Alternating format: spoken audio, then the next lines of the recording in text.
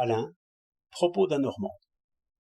De temps en temps, les journaux annoncent que l'on vient de lancer quelque part un bateau plus gros que tous les bateaux.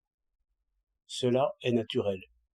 On sait que lorsque une sphère grossit, son volume augmente bien plus vite que sa surface.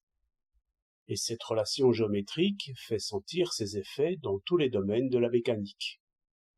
En augmentant le volume, on augmente sans peine la puissance. Rien n'est plus facile que de grouper plusieurs machines, et même on trouve déjà des avantages à ce groupement. Mais à supposer seulement que la puissance augmente comme le volume, la résistance au mouvement, qui est frottement, dépend de la surface, et donc augmente moins vite que la puissance. Donc, si vous groupez 10 bateaux en un seul, en réunissant leurs 10 volumes et leurs 10 puissances, la résistance au mouvement sera bien loin d'être 10 fois plus grande pour les 10 bateaux fondus en un seul que pour chacun d'eux.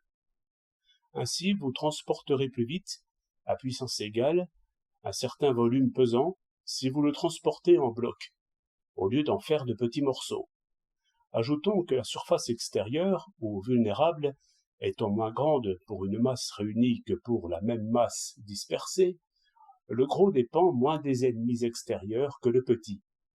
Donc, les gros bateaux triompheront des petits, de même que les grands magasins triompheront des petits. Cette loi s'applique aux animaux, qui sont des machines automotrices. Seulement, chose curieuse, les gros modèles ne semblent pas avoir très bien réussi. Autant qu'on sait, les gros animaux ont disparu et disparaissent de plus en plus. Et cela tient à ce que la masse divisée a plus de chances de résister aux dangers fortuits. Une pointe de rocher détruit un cuirassé. Elle ne détruira point, ou ce serait miracle, 40 torpilleurs formant la monnaie du cuirassé, et suivant la même route.